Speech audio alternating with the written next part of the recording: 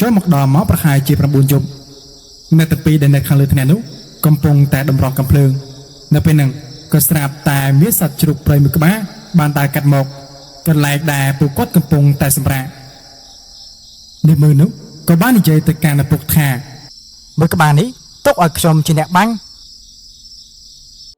បើយល់ទៅនោះឃើញថាមានសត្វដំរីមួយក្បាលដើរនៅមុខគេ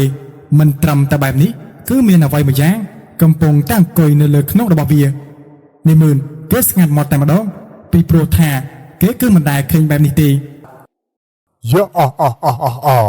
ចាំមើលពួកឯងនឹងងាប់នៅក្នុងដៃរបស់យើងជាមិនខានទេពួកអបរបាទាំងឡាយចូលទៅចាត់ការកូនទៅពីអ្នកនេះទៅនេះគឺជាសម្ដីដែលចេញពីតាចាស់ម្នាក់នោះ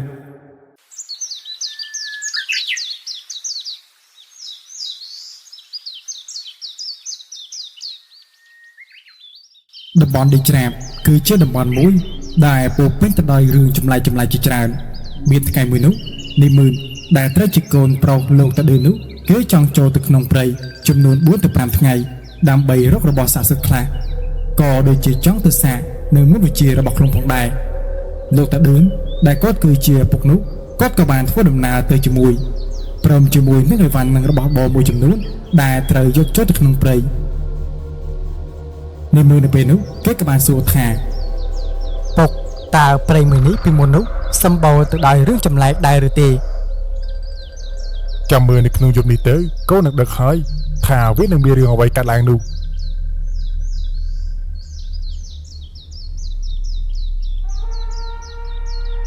នៅក្នុងពេលដែលពួកគាត់ទាំងពីរនាក់កំពុងតែធ្វើដំណើរនោះជុំវិញបរិវេណរបស់គាត់គឺពោពេញទៅដោយដើមឈើធំព្រោះថានៅក្នុងសម័យកាលនោះក្នុងស្រុកទេសរបស់យើងនេះគឺសម្បូរខ្លាំងណាស់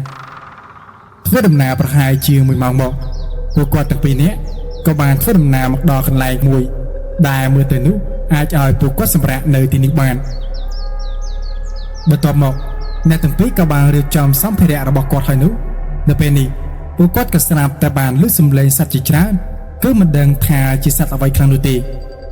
និមឺនជាមួយនឹងឪពុកបានធ្វើដំណើរទៅមុខបន្តទៀតក្រឡេកទៅព្រៃនោះវិញឃើញថាមានទឹកត្រពាំងមួយដែលនៅកណ្ដាលព្រៃនេះតែម្ដងនិមឺនគេក៏បាននិយាយថាពុកខ្ញុំបាញ់សត្វក្តាននោះមួយសិនមើលទៅអាមួយក្បាលនេះគឺធាត់ល្អខ្លាំងណាស់មិនណែទេកូនប្រុសចាំយប់បន្តិចចាំបាញ់ទៅមិនចឹងពុកនេះគឺជាកន្លែងខ្នាច់ព្រៃកន្លែងខ្នាច់ព្រៃនេះគឺសម្បូរទៅដោយសត្វជាច្រើនវាចូលមកផឹកទឹកមិនថាជាសត្វចាត់ទៅបានសត្វល្មូនទេនិយាយទៅគឺគ្រប់ប្រភេទតែម្ដងដល់ពេលនេះយើងគួរតែរៀបចំបាយទឹកសិនទៅនិងរៀបចំភ្នាក់សម្រាប់នៅយប់នេះគឺយើងនឹងប្រមាញ់សត្វនៅកន្លែងខ្នាច់ព្រៃនៅយប់នេះតែម្ដងនោះរហូតមកដល់ពេលល្ងាចនោះអ្នកទាំងពីរក៏បានរៀបចំរួចរាល់មិនថាជាគ្រាប់កាំភ្លើងធម្មតានិងគ្រាប់អាគមឡើយគឺត្រៀមរួចជាស្រេចបន្ទាប់ពីនឹងមកពេលវេលានោះក៏ចេះតែកន្លងផុតពី1ម៉ោងទៅកាន់1ម៉ោងចូលមកដល់ម៉ោងប្រហែលជា9យប់អ្នកទាំងពីរដែលនៅខាងលើថ្នាក់នោះកំពុងតែតម្រង់កាំភ្លើងនៅពេលហ្នឹងក៏ស្រាប់តែមានសត្វជ្រូកព្រៃមួយក្បាលបានដើរកាត់មកកន្លែងដែលពួកគាត់កំពុងតែសម្រាកនេះមើលនោះក៏បាននិយាយទៅកាន់ឪពុកថាមើលក្បាលនេះទុកឲ្យខ្ញុំជាអ្នកបាញ់ឯងបាញ់ក៏បាញ់ទៅយើងមិនហាមខាត់ឡើយក្រឡេកទៅមើលជ្រូកព្រៃមួយក្បាលនោះវាកំពុងតែធ្វើដំណើរមកហើយដោយវាមិនដឹងនោះទេថាអ្នកទាំងពីរកំពុងតែចាំប្រមាញ់វានេះមើលបន្ទាប់ពីឃើញអាកាសល្អមកដល់បែបនេះខ្លួនមិនអាចឲ្យរួចនោះទេសំឡេងគ្រាប់កំភ្លើងមួយគ្រាប់បានលាន់ចេញអំពីស្នាដៃរបស់និមឺននិយាយទៅមួយគ្រាប់នេះសត្វជ្រូកព្រៃមួយក្បាលនោះគឺដេកងាប់ស្អាតតែម្ដងក្រោយពីបានបាញ់សត្វជ្រូកព្រៃមួយក្បាលនេះគ្រាប់ហើយនោះអ្នកទាំងពីរគឺមិនទាន់ចុះមកទេបងប្អូនដឹងហើយថានៅក្នុងទីព្រៃនៅពេលយប់នោះគឺវាមានគ្រោះថ្នាក់ខ្លាំងណាស់ដូច្នេះអ្នកទាំងពីរគឺត្រូវតែប្រុងប្រយ័ត្នបន្តិចយប់ជ្រៅបន្តិចដើមឈើដែលអ្នកទាំងពីរកំពុងតែនៅនេះស្រាប់តែរង្គើហាក់បីដូចជារំជួយដីយ៉ាងអញ្ចឹងនិមឺនក៏បានសួរទៅកាន់ឪពុកថាពុកតើមានរឿងអីមែនទេបានជាបែបហ្នឹងពួកវាមកហើយ វាគឺជាដំរីដែលមានអ្នកគ្រប់គ្រង មួយសន្ទុះតូចក្រោយមកឃើញមានវងសត្វដំរីប្រហែលជា10ក្បែរនោះកំពុងតែធ្វើដំណើរឆ្លងកាត់កន្លែងដែលគាត់កំពុងតែសម្រាប់នេះឯងអ្នកទាំងពីរក៏មានការភ័យខ្លាចដែរបើសិនជាដំរីទាំងអស់នោះបានឃើញពួកគាត់ហើយវាមកចូលបានឈើដែលពួកគាត់បានសម្រាប់ដឹងតែមានបញ្ហាជាមិនខានទេដូចយទៅនោះឃើញថាមានសត្វដំរីមួយក្បាលដែលនៅមុខគេ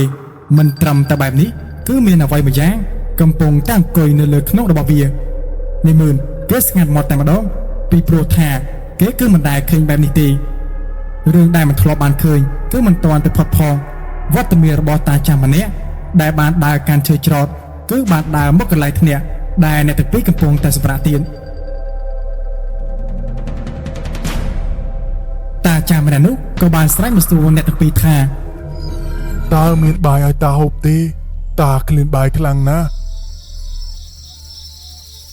ហាមដាច់ខាតកុំនិយាយរកវាពួកទាំងនេះវាមិនមែនជាមនុស្សឡើយយីពួកអាក្មេងទាំងអស់នេះពិតជាមិនអាណិតមនុស្សចាស់មែនមើលទៅពួកឯងនេះគឺមិនស្គាល់បនបាតទេអី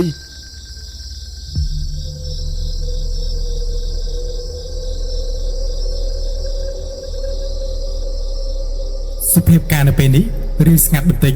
ប៉ុន្តែបន្តិចក្រោយមកគឺមានវងឆ្កែចចុះជាច្រើនលោកទៅដឹងនឹងនេះមើលទៅនោះគឺមិនក្រោមជាង7ក្បាលឡើយចំណែកតាចាស់ម្នាក់នោះគាត់ក៏បានងើបចេញពីដីគឺមិនដឹងថាគាត់ធ្វើបានដោយរបៀបណាទេម្ដងនេះតាចាស់ម្នាក់នោះភ្នែករបស់គាត់គឺឡើងក្រហមតែម្ដងបន្ទាប់មកគាត់ក៏បានសើចយើចាំមើលពួកឯងនឹងងាប់នៅក្នុងដៃរបស់យើងចេះជាមិនខានទេពួកអបរបាទាំងឡាយចូលទៅចាត់ការកូនទៅពីអ្នកនេះទៅនេះគឺជាសម្ដីដែលចេញពីតាចាស់ម្នាក់នោះនៅពេលហ្នឹងលោកតាឌឿនដែលកំពុងតែនៅលើថ្នាក់នោះគាត់បានដកយកអង្គដែលនៅក្នុងថង់យឹបរបស់គាត់នោះចេញមកគាត់បានសូរសែបនៅមុខវិជ្ជាដែលគាត់បានចេះគឺដើម្បីកម្ចាត់សត្វឆ្កែចចោទាំងអស់នេះពេលហ្នឹងលោកតាឌឿនគាត់ក៏បានបាច់នៅអង្គទាំងនោះចុះមកគ្រាន់តែក្រក់អង្គនោះទៅប៉ះជាមួយនឹងឆ្កែរបស់នោះភ្លាមវាក៏បានស្រែកចេញមកដោយការឈឺចាប់ហើយក៏បានឆេះនឹងរលាយបាត់ទៅលោកតាឌឿនក៏បាននិយាយថាអាមឿនតាចាស់ម្នាក់នេះទុកឲ្យឯងចោះ